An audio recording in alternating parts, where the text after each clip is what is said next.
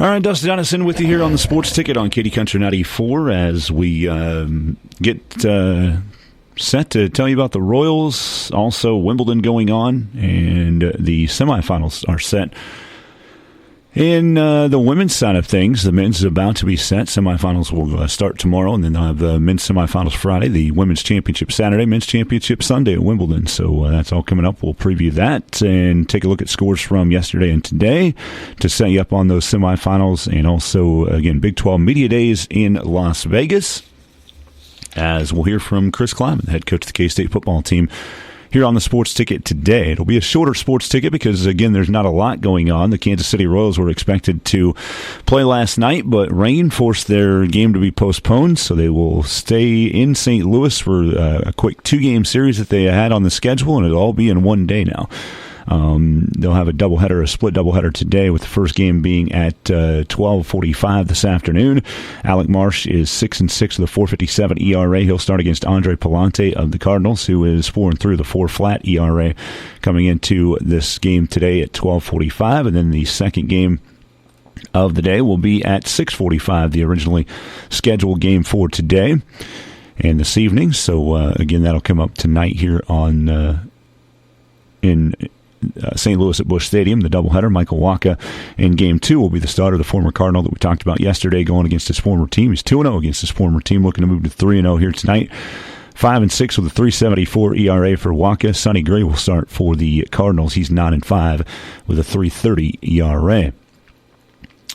So that gives you an update on what's going on with the Royals. Again, nothing new to talk about with them because they've not played since Sunday. And yeah, it's weird to have Monday and Tuesday off and then wait until Wednesday afternoon to finally get back out on the field, but weather dictates that, and that's where we're at right now with it, with the Royals. So, again, they start 12:45 and 6:45 in a split doubleheader today at Busch Stadium against the Cardinals. Both teams are 6 games above 500 at the moment. And a couple other notes in baseball from last night. Chris Sale posts his MLB leading 12th victory for the Atlanta Braves as he outdueled Zach Gallen 5 1/3 solid innings. Adam Duvall hit a 3-run homer for the Braves as the Braves beat the Diamondbacks 6-2. And again, Sale getting the win in the end on that one. As Sale is now, I got to get his full record. It didn't say it in the story, so I want to make sure I don't mess it up and say the wrong record. Chris Sale is now 12-3 on the season and got that victory there last night. 12-3 with a 2.74 ERA. He is 4th in the majors in strikeouts, the 136 here this season. So Chris Sale, nice game for him. And again, the Braves get the 6-2 win over the Diamondbacks there last night. And there was one other interesting note in baseball that I wanted to tell you about as well. As the Guardians picked up another win, they continue to be in first place of the AL Central. Jose Ramirez became the second player to get intentionally walked 3 times and have 3 hits in a game since Major League Baseball began tracking free passes in 1955. The Cleveland Guardians held on to beat the Tigers 9-8 in 10 innings Tuesday night. Guardians manager Stephen Vogt said he got some pitches to hit and he didn't miss them. So when Ramirez actually got a chance to swing the bat, he did have 3 hits. And again, 3 intentional walks for the first time, or just the second time in Major League Baseball history since they started, again, tracking intentional walks back in 1955. So again, the Guardians do end up getting the win by a final of 9-8 in 10 innings. And Ramirez finished the game 3 for 3. With 2 runs scored, an RBI, and the 3 intentional walks, as we mentioned. So, interesting feat there for Jose Ramirez of the Cleveland Guardians. Again, they're now 57-33. The Tigers fell to 43-49. Guardians in first place in the American League Central by 5.5 games over the Twins, who are 52-39. The Royals are in third place, now 9 games back because they haven't played games, and the Guardians picked up the win. Royals at 49-43. As I mentioned, the Tigers are 43-49. The White Sox 26-67 in the AL Central. Baltimore still with a 3-game lead over the Yankees in the American League East. The Mariners are 50-43, have a 2-game lead over the Astros in the AL West. In the NL East, the Phillies still have the best record in baseball at 59-32, 7.5 ahead of the 51-39 Braves. The Milwaukee Brewers first in the NL Central, 53-39, 4 games ahead of the St. Louis Cardinals. It was Winton there, 48-42. And in the NL West, the Dodgers, 55-37, 7.5 games ahead of the Padres for first place in the National League West. So that's an update on baseball and where everything sits with the standings. As far as the wild card is concerned, again, the Royals not playing, so now they're 2 games behind the Red Sox for the last wild card, which they've played 92 games. So, still a ways to go, but just kind of interesting to keep an eye on that and see if the Royals are going to be able to make the postseason here in 2024 after being horrendous basically last year. Just the bad season where they went 56-106. Still didn't have the worst record in baseball a year ago, but obviously they're just 7 wins away right now from their win total from a season ago. Having played 92 games, there's 70 left in the season. So plenty of time to get those 6 wins to match last year's win total for sure for the Royals. I'm going to go out on a long limb and say, hey, Royals will win more games in the end this year than they did last year. And I'll go out on a longer limb and say the Royals are not going to lose 100 games this year. They only need 13 more wins through 70 games to avoid 100 losses. I'll knock on wood so I don't jinx it or something weird like that, but that'd be wild. If you'd only win 12 of your last 70 games and not be able to avoid 100 losses the way the Royals are playing this year. Obviously, they have 4 All-Stars again. Bobby Witt Jr. will compete in the All-Star game next Tuesday. He'll also compete in the Home Run Derby. Salvador Perez, his 9th All-Star appearance for Bobby Witt Jr. It's his first against Salvi at catcher, his 9th, and then first All-Star appearances for Seth Lugo and Cole Reagan, starting pitchers for the Royals as well. Again, the All-Star game will be next Tuesday in Arlington at Globe Life Park, and the Home Run Derby will be the night before that, Monday night, 7 o'clock on ESPN. Watch Bobby Witt Jr. and the rest of the crew in the Home Run Derby. There'll be 8 competitors total. You can see more of that about that at MLB.com. And you'll be able to look all that information up. So, again, Home Run Derby Monday, All-Star game next Tuesday.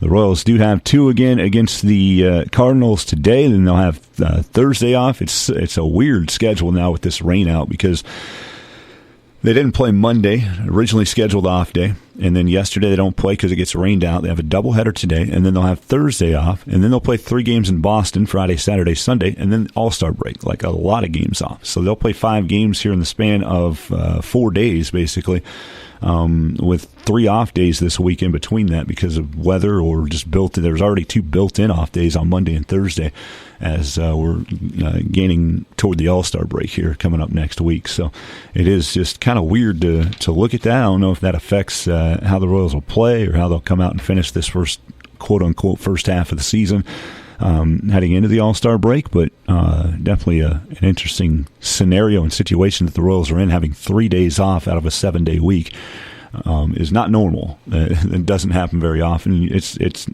sometimes you're not getting a day off in the 7-day week, but now with 3 because of the rain out last night, it's definitely a situation where you're tracking it to see how things are going to end up there for the Royals with all this time off and continuity and things like that moving forward. Again, Royals and Cardinals doubleheader today, 12:45 for the first game. It's a split doubleheader with the second game at the originally scheduled time of 6:45 this evening at Busch Stadium in St. Louis. You're listening to the Sports Ticket here on Katy Country 94. It's brought to you by Kiever Brothers Automotive in Beloit. And we're going to go now to tennis, where things are almost finalized for the semifinals. In yesterday's quarterfinals on the women's side, Jasmine Paolini, the number 7 seed, a straight set win over 19-seeded American Emma Navarro, 6-2, 6-1. Navarro upset the number 2 seed Coco Gauff earlier this week, and she was dominated by Paolini yesterday. Donna Vekic, unseeded against Lulu Sun, picks up the win. And that was a 3-set win. Vekic lost the first, won the next 2. And then in men's singles yesterday in the quarterfinals, Yannick Sinner, the number 1 seed, was eliminated by 5th seed Daniil Medvedev in 5 sets, a 6-3 5th set, as Sinner won the first, and then Medvedev won the next 2 with a tiebreaker in the third. Sinner won 6-2 in the fourth to force the deciding fifth set, but 6-3, Daniel Medvedev winning the match and moving on to the semifinals. And Tommy Paul, the 12th-seeded American, did win his first set against third-seed Carlos Alcaraz 7-5, but Alcaraz took over from there 6-4, 6-2, 6-2 to move on to the semifinals on the men's side yesterday. Today's matches. On the women's side, the next two semifinalists are out as Barbara Krejcikova, the 31st seed, beat 13th-seeded Jelena Ostapenko in two sets, a 7-6 tiebreak win, 7-4 in the second set, and a straight set win for Elena Rybakina, the number 4 seed, against 21st seed Elena Svitolina, 6-3, 6-2 in that one. And the men's side of things, it was a walkover win for 2-seed Novak Djokovic against 9th-seeded Alex de Minaur. So Djokovic moves to the semifinals, and 13th-seeded Taylor Fritz is the last hope for the Americans, taking on 25th seed Lorenzo Musetti in action, I think just underway right now, with men's tennis. The final quarterfinal match to set up semifinals against semis will take place tomorrow at Wimbledon, as it will be Jasmine Paolini against Donna Vekic, and then Elena Rybakina against Barbara Krejcikova. And then the men's semifinals will be on Friday with Carlos Alcaraz against Daniil Medvedev, and then Novak Djokovic will take on the winner of this last match that I just told you about between the American Taylor Fritz and also Lorenzo Musetti from Italy. So whoever wins that will play Novak Djokovic in the semis coming up on Friday on the gentlemen's side. I guess they call it ladies and gentlemen's singles at Wimbledon, to be on the technical term of their high-class tournament at the All England Club. So, again, that's an update on Wimbledon and where everybody sits from that standpoint. Before I take a break, I do want to see if there's anything new, and then we'll come back with kind of a focus on K-State athletics here today. And that'll be coming up here on the Sports Ticket. We'll talk about K-State football and Big 12 Media Days and much more there. It doesn't look like there's a whole lot new. Bubba Wallace has been fined $50,000 by NASCAR for, over his post-race retaliation. In Sunday's street course race in Chicago, Wallace was fined for driving Alex Bowman into the wall during the cool-down lap Sunday. It was apparently in retaliation for Bowman spinning out Wallace earlier in the race. NASCAR said Wallace violated its code of conduct. Bowman won the storm-shortened race in Chicago to end a long winless drought, clinch a spot in the NASCAR playoffs. Wallace finished 13th and is currently one spot out of the 16-driver playoff field. Bowman said he wanted to apologize to Wallace and his team and that he didn't feel the actions warranted a fine. Just messed up trying to get my windshield wiper on, missed a corner, and ruined their day, Bowman said during his post-race interview. I hate that. I'm still embarrassed about it. So he knows that he messed up. Bubba Wallace doesn't care, apparently, and wanted to make it known that Bowman messed up. So $50,000 fine there for Bubba Wallace. When you have corporate sponsors all over your cars and things like that, those fines aren't a big deal. We'll just put it that way, right? All right, we're going to take a break. When we come back, we will continue on here on the Sports Ticket, brought to you by Kiefer Brothers Automotive, and talk about Big 12 Media Days and hear from K-State coach Chris Klieman as well. I'm Elijah at Kiefer Brothers Automotive in Beloit. Hot weather is here. Is the air conditioning in your vehicle nice and cold? If not, we can help. We have the training and equipment to service vehicle AC systems of all types, including the new refrigerant and late model vehicles. We offer same-day service on air conditioning with no appointment necessary. So don't sweat it out. Give us a shout. Fast, friendly service for your air conditioner can be found at Kiefer Brothers Automotive, just south of the courthouse in Beloit, or on the web at KieferBrothers.com. All right, Dusty Don is back in with you here on the Sports Ticket on Katy Country 94, brought to you by Kiefer Brothers Automotive. We'll talk Big 12 football, and in moments we'll talk specifically K-State football, as the Wildcats picked to finish in second place by most people in the polls for the Big 12 football season coming up. Big 12 Media Days, one thing we do want to pass along, and it's something new. Big 12 Conference and Microsoft have announced a partnership that will see Microsoft Surface devices provided to each Big 12 football program for use throughout the 2024 season. This is Microsoft's first partnership in college athletics and across the A4 conferences. I guess that's what we're calling it now. Instead of the Power 5, it's the A4. I don't know who was in on that decision. I don't like it. It's whatever, I guess. We'll call it the A4 if we need to call it the A4. Tablets will be available for usage on the sideline and in the coaching booth, allowing players and coaches access to video review in-game. Microsoft has served as the official technology partner for the National Football League since 2013, where all 32 NFL clubs utilize Microsoft Surface devices. Scott Draper, the Chief Football and Competition Officer for the Big 12 Conference, said the Big 12 is excited to announce our partnership with Microsoft that will see their Surface devices across our sidelines and in our coaching booths this fall.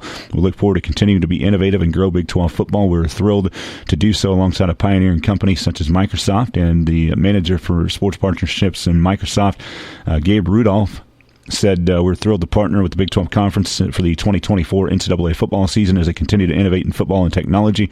We look forward to bringing our joint expertise together to evolve the game and further empower student athletes and coaches.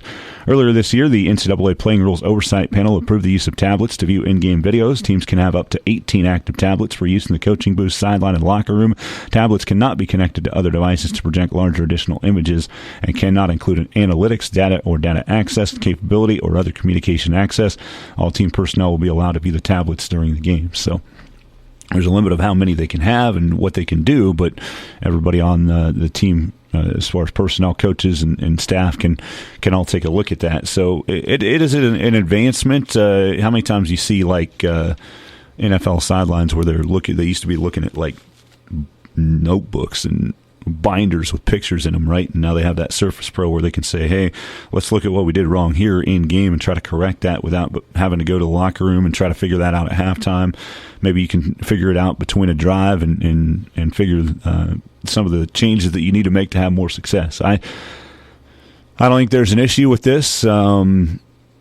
It's obviously another thing that will be put into the system and into the game day strategy of everything, of how you go about preparing for things and how you can, again, make those adjustments in game and not have to wait until you hit the locker room at halftime and say, hey, this is what we're doing wrong. The defensive coordinator can actually look at or the cornerbacks coach, the linebackers coach, whoever it might be, kind of can look at that last drive and gather his guys and say, hey, this is what we did wrong here. See, they're tipping something right here.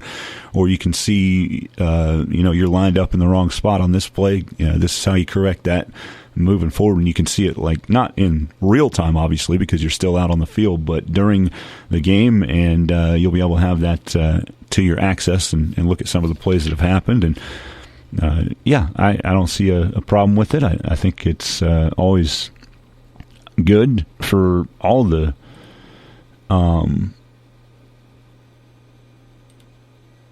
teams and schools and whatever sport it is. I think it's good to be able to advance on the technology and use that in your favor. Big 12 has also launched the first ever Big 12 Alumni Council. This just came out today. The membership of the Big 12 Alumni Council, as far as the Kansas and Kansas State alumni from KU, Wayne Simeon and Lynette Woodard from K-State, Kendrick Weisman, Orpin. Kendrick Weisman played basketball at K-State. And Tyler Lockett, former BYU quarterback and Pro Football Hall of Famer Steve Young is one of the BYU representatives. He says, I'm thrilled to serve on the first ever Big 12 Alumni Council. This is an incredibly exciting time for the Big 12, and I look forward to being a resource for Commissioner Yormark and his team as the conference continues to thrive. The Alumni Council is comprised of 32 former student athletes for men's and women's programs across each Big 12 institution. And the council was created to leverage the experience and expertise of some of the Big 12's most notable student-athlete alumni as the conference enters a new era. These alumni will provide guidance and insights surrounding a variety of topics, including brand building, athlete relations, storytelling, digital content, and much more. In turn, each council member will receive a variety of resources and amenities, including network access to the Big 12's Business Advisory Board for professional networking, league support of council members' community initiatives, media opportunities on behalf of the league, and VIP access to all Big 12 championships and conference events. It'll be overseen by Big 12 Commissioner Brett Yormark and VP of Communications and Strategy Clark Williams. The council will kick off in August of 2024. The Big 12 officially becomes a 16-team league. Brett Yormark said the Big 12 Conference is home to thousands of student-athlete alumni who have had great success on and off the field following their time on campus. As we enter into a new chapter as a 16-team league, the insights and perspectives of the Big 12 Alumni Council will be an incredible resource. Again, they'll be able to help out, current players with their experiences. Richard Jefferson and Jenny Finch are the Arizona representatives. Baylor's Robert Griffin III, Taco Fall from UCF, and Shaquem Griffin. Some of the names that you'll recognize: Joel Klatt for Colorado, Andre Ware of Houston, George Niang for Iowa State. Also, Brandon Whedon at Oklahoma State. Tiffany Bias at Oklahoma State was a great women's basketball player. Also, yeah, that's probably all the names you're going to recognize. There's some other ones that a lot of people probably aren't going to know. But, yeah, I'm going to tell you, one of the things that is very, very evident, and it's been very, very evident since the man was hired, Brett Yormark has no issue leading this conference into, like, future thing, like the future, right? Like understanding the marketing part of it and what the value is of, corporate sponsorships, or what the value is of even like with the Microsoft Surface thing that we just talked about. Brett Yormark is always on the cutting edge, and he's always looking forward. Very, very proactive. And especially now in the college sports business with NIL, with the transfer portal, with schools literally being able to pay their athletes now, you got to be proactive and you got to look forward. And Brett Yormark is exactly that. And he's doing a lot of things to help out with the proactiveness here and the future of this Big 12 conference. Again, it will look a lot different, and that's where it leads us next into Big 12 football coming up in 2024. Big 12 Media Days going on right now, and that's why all this news is coming out about the Big 12. They usually wait until Media Days to release all of this. It's in Las Vegas for the first time this year, Big 12 Media Days, so it's going to be an interesting time here in the Big 12 with the 16 schools being in the conference, and the media has announced their Big 12 preseason team, which actually that came out. Did that come out today, or I clicked on something new and then something different came out? No, that came out a while back. I don't know what I had the actual Big 12 football preseason poll pulled up as far as the all-league players, but for some reason it went away, or I closed it on accident, or I don't know what I did. And now the Big 12 sports website's being slow on me. 16 teams in the Big 12 here this year, and it'll be different. No Oklahoma. Also, no Texas, as they both moved to the SEC. And, I guess it is just a media poll that they release here to start the season in the Big 12. But anyway, a 16-team conference coming up, and voted number one in the first poll in their first year in the Big 12 was Utah, as they got 20 of the first-place votes. K-State had 19 as their pick to finish second. Oklahoma State third, Kansas fourth, Arizona fifth, Iowa State sixth, West Virginia, UCF, Texas Tech, and TCU round out the top 10. And then in the bottom part of the selections, 11 is Colorado, Baylor 12, 13 BYU, Cincinnati 14, Houston 15, and Arizona State 16. Most people are thinking Houston and Arizona State toward the bottom of the conference. It's wild to look at these standings and say Kansas at number 4. They did get 5 first-place votes. John Bowden, who's been on this station before, saying that he thinks KU is going to win the Big 12 in football this coming year. Jalen Daniels got to be healthy, that's for sure. If he's not, then that's probably not in the cards for KU football, in my eyes anyway. I think that Jalen Daniels has to be healthy for that to come to fruition. But, one of the things that we look at is the fact that Oklahoma and Texas are gone. So I was actually having this conversation with my cousin, and we're just sitting there eating at a establishment in Hayes, and he's like, Dusty, K-State doesn't win the Big 12 in football. It's a bust, right? And I'm thinking about it. I'm like, well, that's pretty high expectations. And then I'm like, oh, wait, Oklahoma and Texas are not in this conference anymore. So, if you have those goals to win a Big 12 championship and you've eliminated 2 of the power hitters in this conference in football, to use a baseball analogy in football, if you've eliminated those 2 schools, then, it's you are expected to go out and compete and probably would feel like if you don't win the Big 12 championship, it's a season that didn't go in your favor. So K-State is highly touted coming into this season. Avery Johnson with his first year at quarterback for the Wildcats, and we'll hear more on that coming up from Chris Klieman when we play his interview from the media days yesterday. But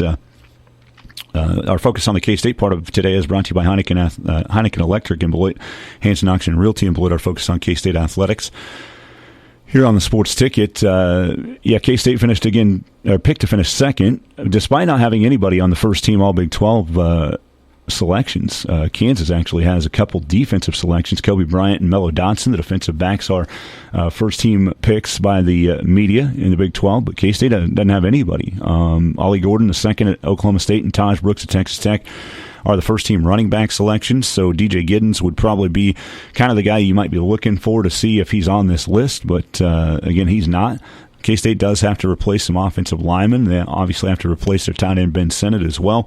And, next year they might be able to do that with Lincoln Cure from Goodland, but he's going to be a senior. He's not coming in until 2025. So there are some spots that need to be bolstered or replaced. K-State did a nice job in the transfer portal of getting guys in, and you might see a guy like Sterling Lockett maybe step up at wide receiver this year. Who knows how that'll all play out for K-State, but they don't have anybody on the first team. Shadir Sanders of Colorado is the first-team quarterback.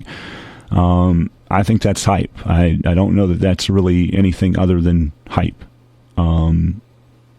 Jalen Daniels was the first-team quarterback last year, if I recall correctly, and things did not go well for Jalen Daniels last year for Kansas. But, again, these are all preseason picks, and, it doesn't mean a whole lot at the moment, but it is interesting that no K-State players are on this first team, despite the fact that they were picked to finish second in the Big 12. So, but you're now picking from 16 schools and trying to find the best guys. The preseason Offensive Player of the Year, Ollie Gordon, the second from Oklahoma State. Preseason Defensive Player of the Year was Travis Hunter of Colorado. Preseason Newcomer of the Year, KJ Jefferson, quarterback at UCF. So those are kind of the things that have been looked upon and the names that are on the list for All Big 12 to start this season. Most people picking Most people picking Utah to win the Big 12 this year after having a successful campaign in their final year in the Pac-12. And Kansas State is picked second by a lot of people in the predictions that I've looked at. So yeah, they're looking forward to another year. And Dylan Edwards obviously is part of this team now for K-State as well. So he'll be one to watch out for. K-State. Again, at Big 12 Media Days, we're going to hear from Chris Klieman, and obviously there's a lot of hype around Avery Johnson with his first year as a starting quarterback, the Mays product, Wichita, Kansas product, and Dylan Edwards from Derby. They played together growing up in Pop Warner League football or whatever you call it down there, the little kids football there in Wichita area. So Avery and Dylan have been friends, Avery Johnson, Dylan Edwards, so that's a good 1-2 punch to get things started. And again, Dylan Edwards, as we saw with Colorado in the first game of the year last year, has the potential to be a great running back, but also can catch the ball out of the backfield, and that would leave DJ Giddens to be kind of your primary running back and have success in that area. So, we'll obviously have more on K-State. Chris Klieman's hoping that the passing game can evolve with Avery Johnson. Last year most of what they did offensively was with Avery was on the ground, but obviously he had to do more with through the air in the bowl game that they played against NC State last year in that win, and so Avery Johnson will be the starting quarterback, and he's ready to go as a sophomore. Played as a true freshman last year, and he's in there as a sophomore to be the starter for this K-State football team. So it's going to be interesting. A lot of storylines that we'll look at for K-State. Again, Avery Johnson, the two-headed running back. How do you replace Ben Sennett and Cooper Beebe on the offensive line as well? There's a new offensive coordinator, Connor Riley, co-offensive coordinator, and former Texas Tech head coach Matt Wells coming in. And there's high hopes for some potential wideouts as well. Keegan Johnson hoping to be healthy. Jace Brown had a great finish to the season last year. Jaden Jackson returns. And there's other guys that I mentioned that could be part of the impact, as Dante Cephas was transferred from Kent State and then Penn State last year. So they've got some guys that they're hoping could be electric at wide receiver as well. So a lot of questions for K-State, and some of them will be answered as we hear from Chris Klieman here coming up. Our focus on K-State athletics brought to you by Heineken Electric in Beloit and Hanson Auction Realty in Beloit. We're going to wrap up the Sports Ticket this morning with Chris Klieman from Big 12 Media Days yesterday. Enjoy this, and we will talk to you again on Thursday. Hopefully the Royals get out there on the field and play some baseball today. Well, good morning, everyone. Thanks for coming out. It's great to be out here in Vegas. Thanks to Commissioner Yormark for getting this all set up, and we're excited to get things started here at the end of July. We're excited about our football team. We've got a lot of returning guys, but as everybody does, they have a lot of new guys as well, so it'll be nice to mesh those guys together come August. Competitive league, as usual, great parity with the amount of schools and new schools we have, especially the ones that we play, so we're excited about the challenge. All right, we'll go ahead and take questions. Again, please raise your hand. We'll get you a handheld microphone. Please stand, state your name and your affiliation. We have right down here in the third row on the right-hand side.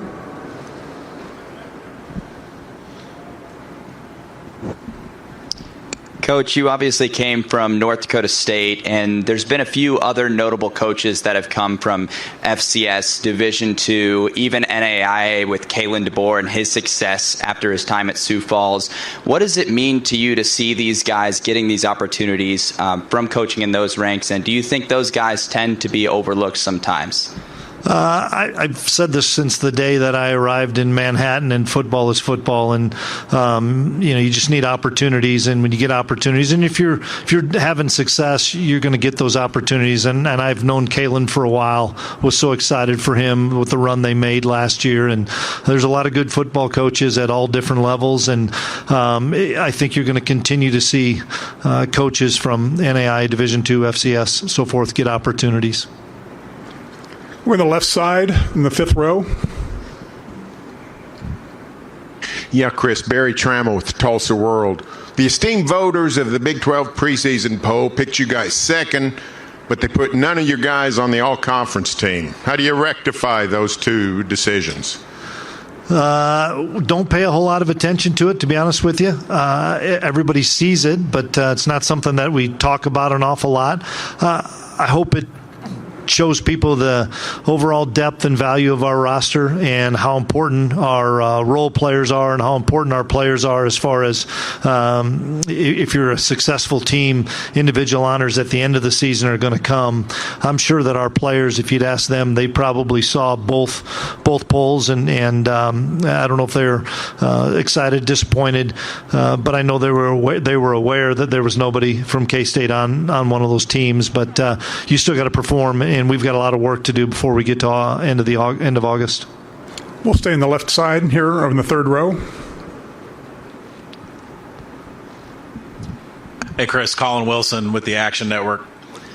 The hiring Matt Wells comes in as co-offensive coordinator. He has a huge history with quarterbacks, specifically 2018 Jordan Love at Utah State.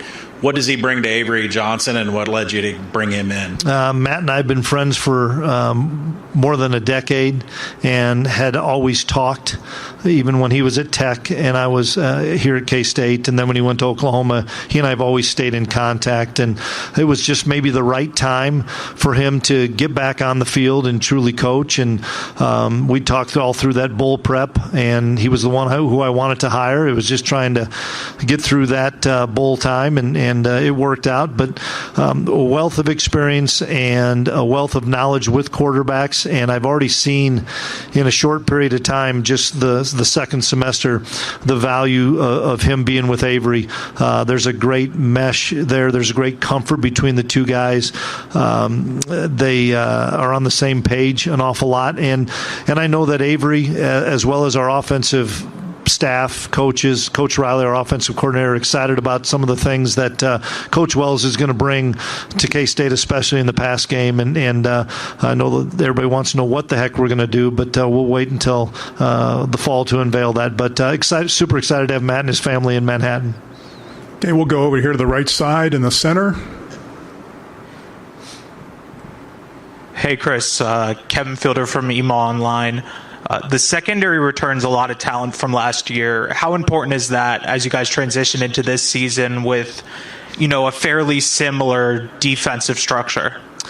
It's really important. There's such talented offenses in this league, really good quarterbacks, really good skill players. And so for us to have bookend corners back in Keenan Garber and Jacob Parrish is really important for us. Those guys have played a lot of football. And then to have most of our safeties. VJ Payne's played a ton of football. Marquise Siegel, who's with us, has played a lot of football. Colby McAllister's played a lot. And then we've got some freshmen that are ready to step up as redshirt freshmen. A couple of transfers, a kid named Jordan Riley that I think people are going to learn and know an awful lot about by the end of the season. But you need to have great depth in the secondary, and we feel that that's an area that we have done a really good job of recruiting and developing talent and then sprinkling in a transfer because you need to be really good in the secondary in this league. We'll go to the left side, about 3/4 of the way back. Yes, Brian Peterson with AZ Desert Swarm. You kind of have the unique nature of playing 10 conference games with the Arizona game not counting towards it. Was there any discussion of pushing that off because of the fact that they're in the league now? I think it was probably too late when everything got finished up with scheduling, and I'm glad that we're playing Arizona. They're a terrific football program, and it's a great early season game for the Big 12 to get on national TV on a Friday night, so that excites us, and I know it excites Arizona. There's really good talent on both teams.